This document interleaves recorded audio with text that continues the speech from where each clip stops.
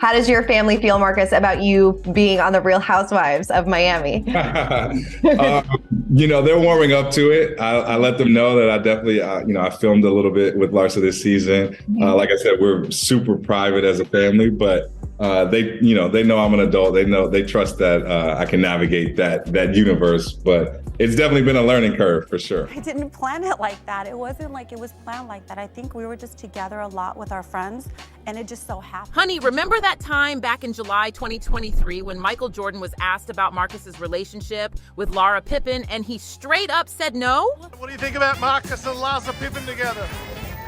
You approve of it? No. So it must have been really awkward for Larsa, considering she had just mentioned not long ago that Michael Jordan and the rest of the family were okay with their relationship. They're fine. Everyone's fine. They're cool with it. Yeah, everyone. I think like when you're an adult, I think your parents just want to see you happy. You know, my parents want to see me happy. His parents want to see him happy. So you have their blessing. Yeah, I feel like we're great. Yeah, I feel like we've spent holidays together and it's good. We're in a great place. So here's the scoop. Michael Jordan seems to be living his best life now that he's done with that relationship. Rumor has it he's feeling pretty darn happy these days. And guess what? Word on the street is that he's over the moon since he's no longer with Larsa, who apparently had her eyes on a piece of Marcus' inheritance. Turns out Michael Jordan might have had similar thoughts. But hey, why did Marcus and Larsa split? Let's rewind a bit. Marcus and Larsa started seeing each other back in September 2022. Larsa tried to play it cool, saying they were just pals. What did you make of all that about Michael Jordan's son and you? I know you've said that you're friends, but it keeps popping up. People say you're dating. I have a lot of friends. I'm very social. So despite denying their chemistry by November 2022, Larsa was totally joining the Jordan family for Thanksgiving. And guess what? They finally spilled the beans that they were together. I think we were both just being cautious early on just because there was so much chatter about our relationship. But now, we're in the public about it and it's way more easier. So right off the bat, many folks weren't on board with the whole Larsa and Marcus thing, especially with Larsa's background hitting the streets. To top it off, there were talks that Larsa was kind of pushing the relationship, with a source spilling to Page 6 about one of their dates. Apparently, she was getting touchy-feely with him at a loud club, but Marcus wasn't really vibing with it. According to a bystander, Marcus seemed uneasy and wasn't returning the affection. It seemed like she was way more into him.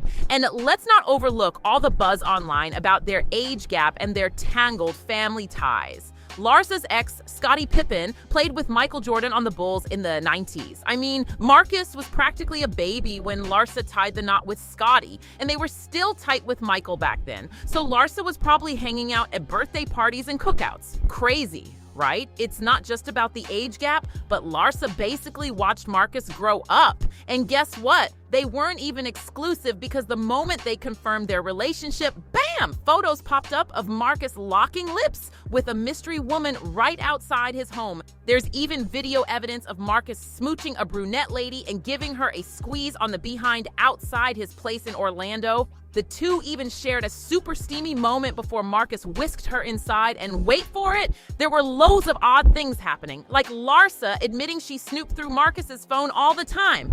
Oh, and get this, she thought it was cool to spill that they hook up 5 times every night, which is just plain strange, right? Let's just say, aside from Michael Jordan, a whole bunch of folks, including ex-NBA player Jalen Rose, weren't feeling it. Jalen even suggested that Larsa should treat Marcus more like a nephew than a partner. Certain relationships used to be off limits.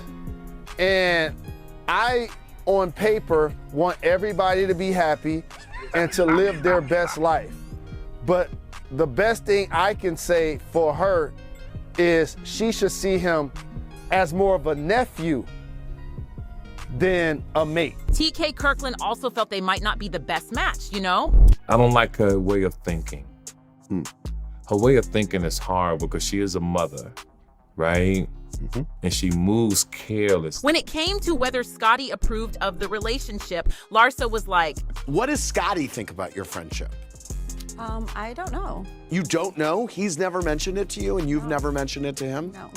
The kids have never said this is bugging daddy? Honey, let me spill the tea on this relationship that had Daddy and Michael Jordan shook. Scottie must be relieved that it's finally over. Rumors are swirling about Larsa and Marcus calling it quits ever since Larsa hit that unfollow button on Marcus. wiped him clean off her Instagram feed, and threw up a poll asking her followers, should your squad unfollow your ex? She even dropped a story with Morgan Freeman talking about trusting your gut. Oh, and don't miss the quote she posted about picking your guy wisely, preaching about how your choice of partner shapes every bit of your world. Your mental health, your peace, your love, your joy, your resilience, your wins, your kids' upbringing, and more. It's all out there on her Insta story.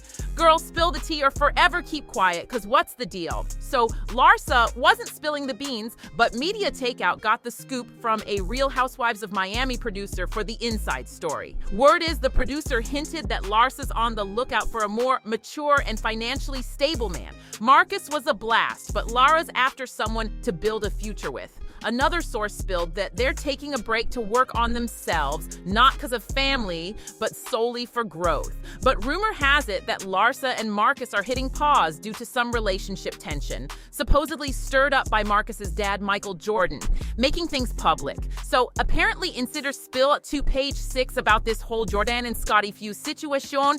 Word is their past history has really muddied the waters. I mean, even with Larsa and Marcus trying to smooth things over. It's a tricky mix. After all, Michael's Marcus's dad and Scottie's the father of Larsa's kids. And hey, we all know the deal. The Scottie and Michael saga isn't exactly rainbows and sunshine. So remember back in November 2021 when Scottie spilled some tea about Michael in his memoir? He was totally miffed that Michael didn't shine the spotlight enough on their NBA history in his documentary, The Last Dance. Scottie felt they totally glorified Michael Jordan while not giving props to him and his crew. Scottie pointed fingers at Michael, saying he deserved a big chunk of the blame. Apparently, the producers gave him full control over the final cut of the doc, so it had to be Michael's show. Scottie even dished that Michael cashed in $10 million for his role while the rest of the gang didn't see a penny. And guess what?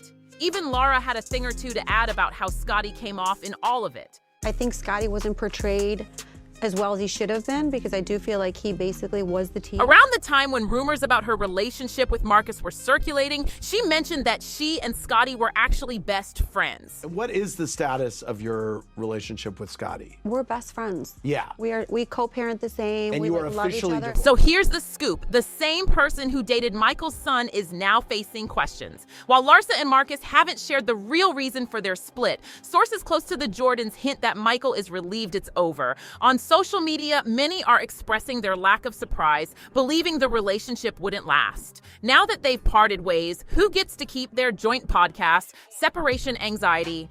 And let's not forget the upcoming awkwardness at the Traitors Season 2 reunion when they have to sit down together. On a different note, what are your thoughts on Larsa's motives? Do you think money was her main drive? Also, what's your take on Larsa choosing to date Marcus, considering Michael Jordan's past? Share your views in the comments below.